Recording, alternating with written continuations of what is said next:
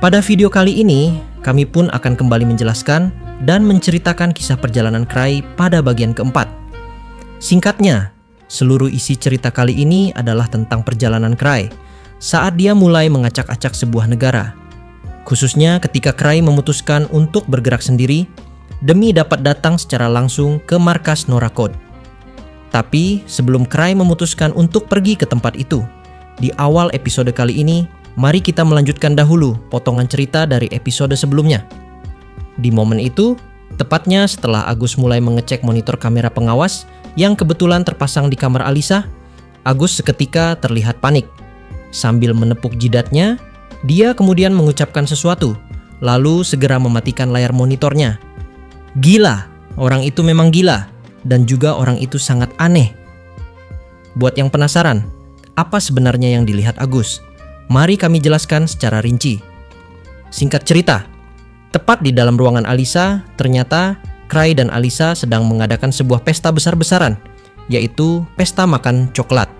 Di satu sisi, Cray terus mengeluarkan berbagai macam jenis coklat atau kudapan hitam pekat dari dalam kantong ajaibnya. Sementara di sisi lain, Alisa terus memakan coklat-coklat itu, layaknya seorang anak kecil. Bahkan dari rekaman tersebut dapat kita lihat, seluruh wajah Alisa sudah belepotan akibat dia terlalu lahap menyantap makanan manis itu tanpa sedikit pun mencoba untuk dapat berhenti. Melihat pemandangan yang terjadi di depannya, Cray pun kini seketika berkata, penampilannya sekarang lebih mirip bocah yang baru pertama kali nyobain permen daripada seorang putri kerajaan. Aura kewibawaannya nihil, sama sekali nggak ada. Malah aku awalnya kira coklat batangan ini bakal dikirim buat rajanya lagi, mirip seperti kemarin. Tapi faktanya dia pun malah hampir ngabisin semuanya sendirian. Ya aku sih nggak masalah, tapi kalau nggak dikontrol, nanti dia malah nggak doyan makan yang lain. Di dunia para treasure hunter, jarang banget ada yang doyan makanan manis. Bahkan di Grieving Souls, cuman aku satu-satunya yang suka. Di First Step juga, pemuja gula bisa dihitung jari. Jadi nemu orang yang juga demen makanan manis tuh rasanya kayak ketemu teman seperjuangan. Tapi beneran nih, boleh nggak sih seorang putri makan coklat sebanyak ini? Udahlah telanjur kasih juga. Mending kagak dipikirin. Tapi jangan-jangan aku baru aja ngasih sesuatu yang nggak seharusnya ku kasih ke Tuan Putri. Aku ubah kursi dek jadi sofa, lalu duduk santai sambil ngeliatin Tuan Putri yang lagi ngemil coklat dengan bahagia. Bener-bener kayak tupai lagi nyemilin kacang, pipinya sampai merona kegirangan. Ya, puas-puasin aja dulu sana. Tapi inget, itu yang terakhir. Mendengar kata-kata dari Cray, Tuan Putri Alicia sekarang tiba-tiba saja langsung tersedak dan juga batuk-batuk, ditambah matanya pun sampai berkaca-kaca. Mirip kayak anak kecil yang kebetulan sedang ingin nangis. Di momen itulah, Cray pun sekarang langsung berpikir, kalau orang-orang yang ngurung dia ngelihat keadaannya sekarang, mungkin mereka bakal mikir dia nggak berbahaya dan langsung kasih dia kebebasan. Sementara itu, respon yang sangatlah jauh berbeda, sekarang justru malah dapat kita lihat dari sudut pandang Putri, di mana pada gambar itu, dengan ekspresi syok, Tuan Putri langsung nempelin dahinya ke jendela pintu dan menatapku dengan tatapan penuh keputusasaan sambil bertanya seperti ini kepada Cray, terakhir? Masa sih nggak ada lagi? Ayo dong keluarin lagi, aku masih ingin makan coklat. Mendengar hal itu, Cray pun langsung merespon, iya bener, itu yang terakhir.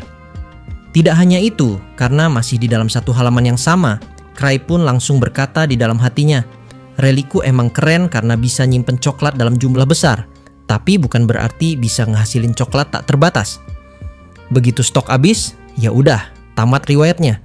Pas masih di ibu kota kekaisaran, aku rajin ngisi ulang stok coklatku. Tapi belakangan ini aku kebanyakan ngemil sendiri dan bagi-bagi ke orang lain.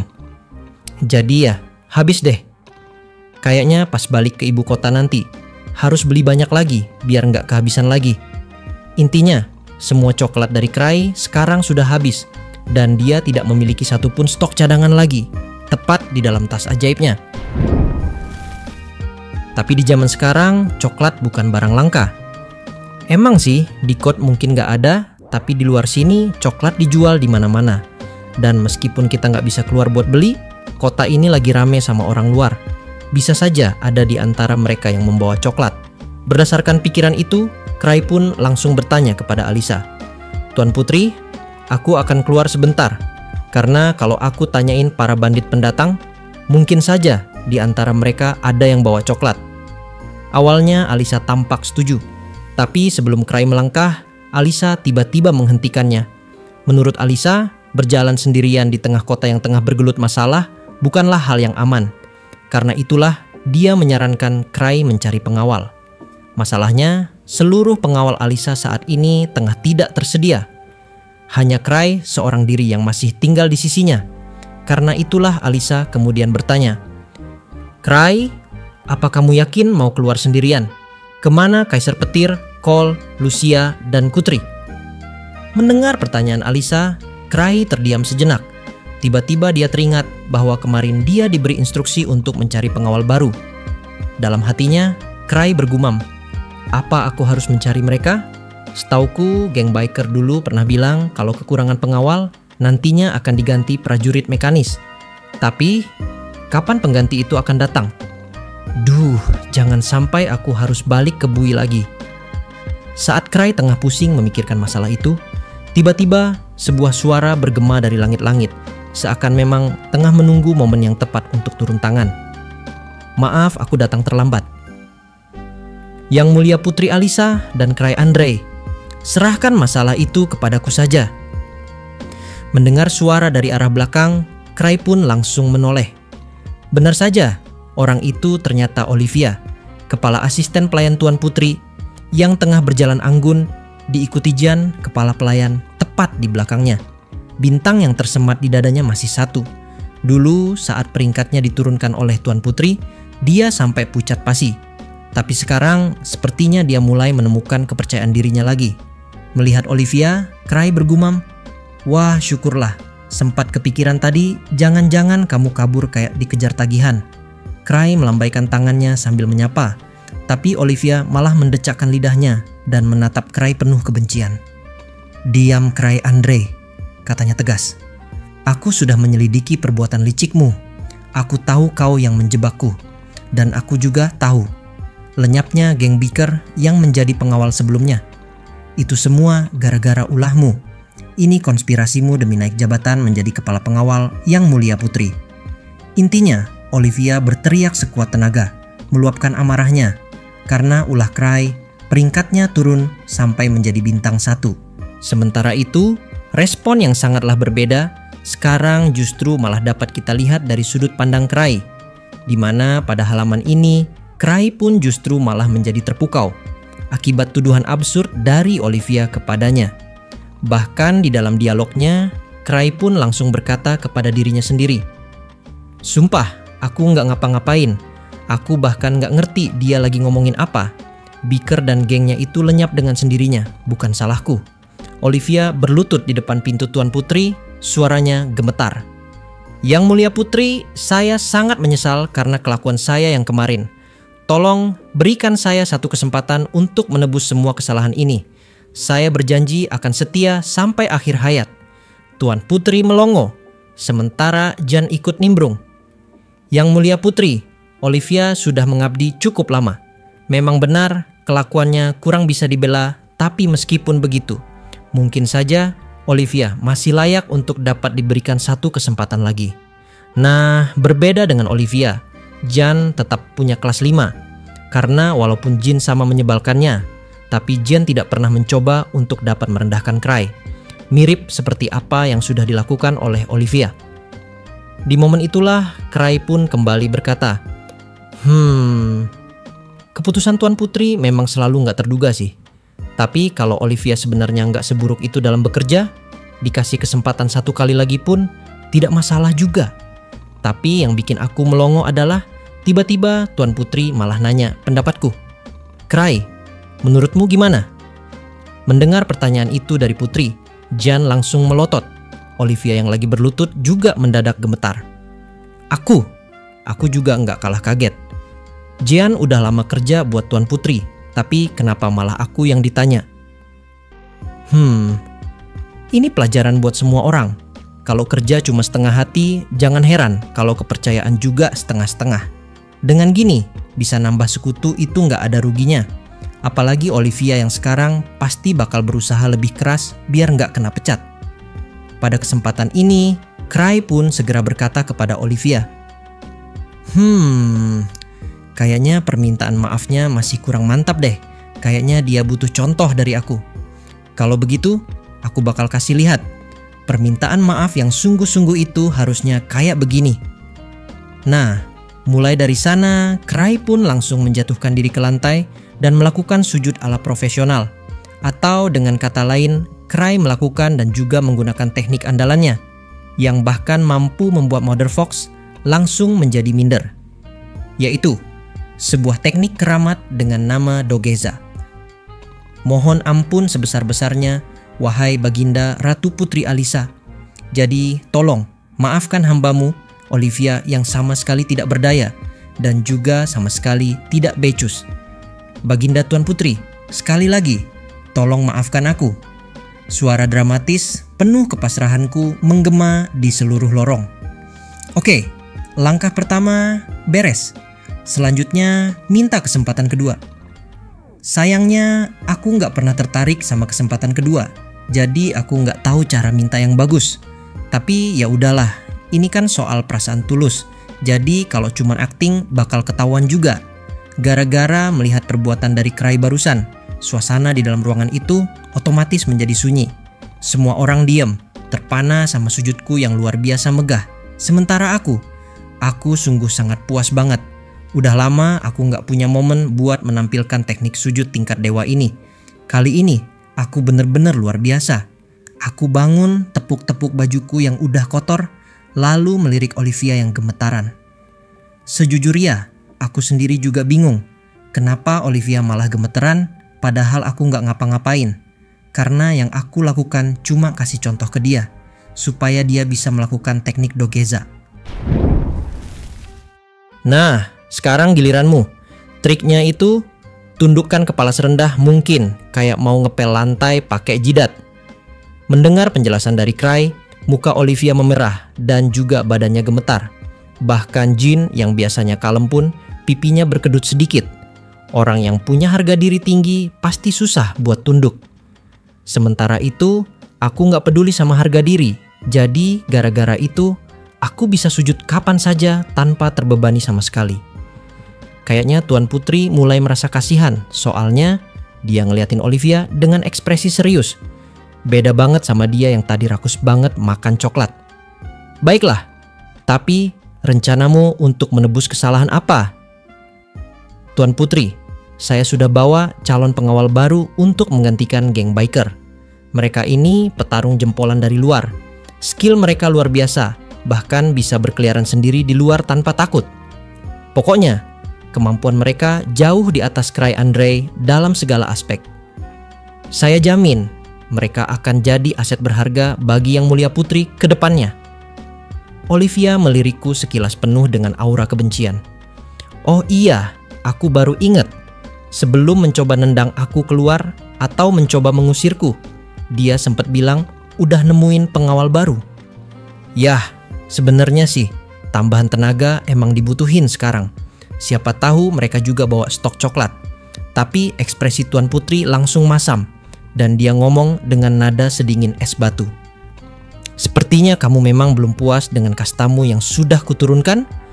Di momen itulah, Olivia pun menjadi semakin gemetar, hingga sambil keringat dingin, Olivia langsung berkata kepada Putri, "Tidak Putri, bukan itu maksudku."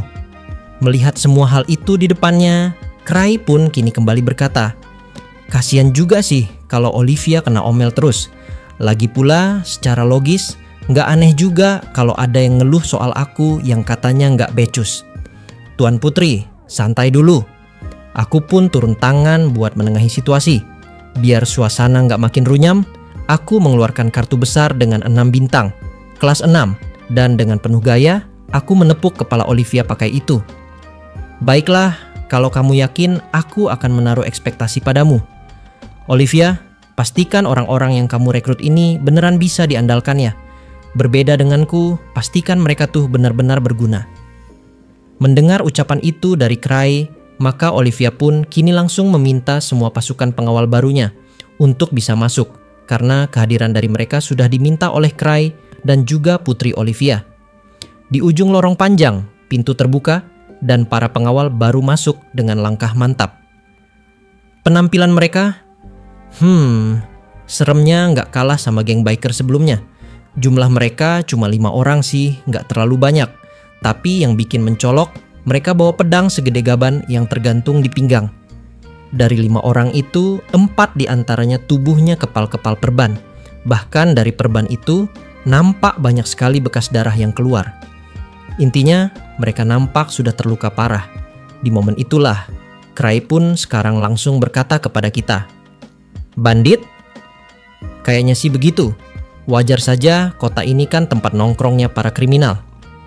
Ya, tetap saja aku harus ngobrol dulu sama mereka buat memastikan. Salah satu dari mereka, pria bermata tajam dengan senyum licik, maju ke depan. Tapi, entah kenapa, senyumnya itu bukannya nunjukin hormat, malah kayak orang yang lagi menyiapkan jebakan. "Hehe, kami sudah ditunjuk, Tuan Putri. Kami ini tentara bayaran yang sudah punya nama Dontan Family. Kami bahkan pernah menggulung hunter level 6 dibandingkan geng biker yang cuma mengandalkan jumlah. Mereka tidak ada apa-apanya. Kalau kami jadi pengawalmu, semua bakal aman terkendali dengan Thousand Tricks di pihak kami." Tapi begitu mereka sudah melihat wajahku, maka secara otomatis mereka langsung minggir mundur beberapa langkah. Senyum Jumawa mereka langsung luntur, ganti jadi ekspresi panik maksimal. Mereka buru-buru mencabut pedang, tapi tangan sama kaki mereka malah gemeteran. Lah, padahal kalaupun mereka nyerang aku juga nggak akan bisa menang. Apa aku pernah ketemu mereka sebelumnya? Aku coba inget-inget, tapi muka mereka sama sekali tidak familiar. Mereka bilang mereka adalah anggota bandit dari pasukan Dontan Family. Kayaknya sih pernah dengar, tapi aku mana mungkin inget semua nama geng bandit. Itu cuma bakal bikin memoriku penuh sama hal nggak penting. Mending aku hafalin nama anggota klanku sendiri saja. Tapi yang jelas, mereka kenal aku. Jadi biar kelihatan berkelas, aku pasang senyum sok cool dan ngomong, "Lama tak jumpa. Wah, kebetulan banget ketemu di tempat begini. Gimana kabar kalian? Tidak mungkin ini bisa terjadi. Kenapa kau tidak bilang kalau bos bego, tolol, dan tak berguna yang kau bicarakan itu ternyata adalah Thousand Tricks yang asli?"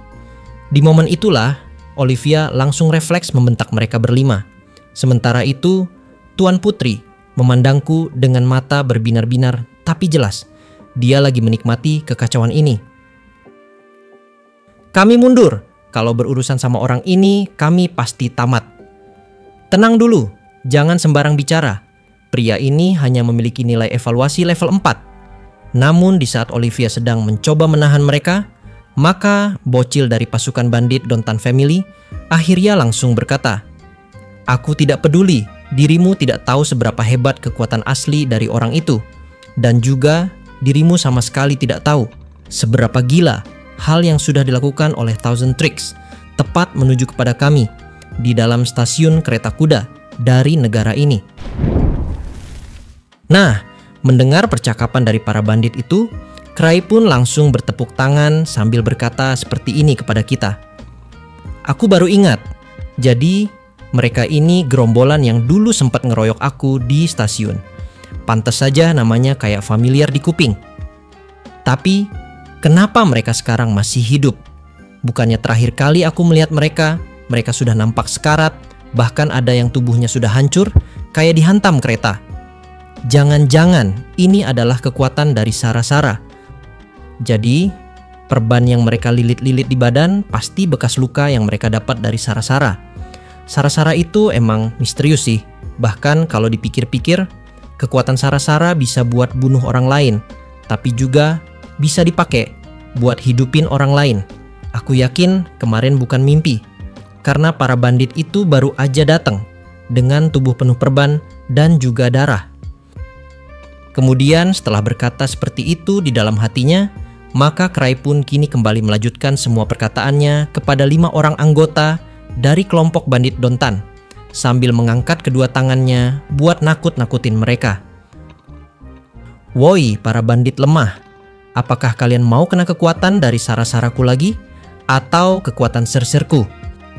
Mendengar semua kalimat yang keluar dari mulut Cry Andre, maka pasukan bandit Dontan ini kini seketika langsung mohon ampun. Serta dengan tubuh yang gemetar, dia pun langsung berkata kepada Cry, "Kami tidak ada niat menantangmu lagi. Kami cuma kejebak omongan perempuan itu." Di momen itu, Cry pun langsung membalasnya, "Oke deh, kali ini akan aku biarkan kalian pergi. Karena kebetulan aku lagi sibuk. Jadi kalau tidak mau kena masalah, maka jangan coba cari gara-gara denganku." Dan dalam sekejap, Dontan Family langsung cepirit kabur dengan muka merah menyala. Melihat semua kejadian itu di depan matanya, aku pun segera menghela napas lega sambil pasang senyum sinis dan juga sambil berkata seperti ini kepada mereka, "Yah, payah sekali, kabur cuma gara-gara aku kalahkan sekali. Sungguh kalian adalah pasukan bandit yang paling memalukan. Padahal aku tadi cuma bercanda doang, dan juga niatku cuma buat nakut-nakutin doang. Yah, mau bagaimana lagi, namanya juga cuma bandit kelas Terry, udah pasti mereka sama sekali nggak bisa diharapkan." Bersambung di part 5 hari Senin atau Selasa.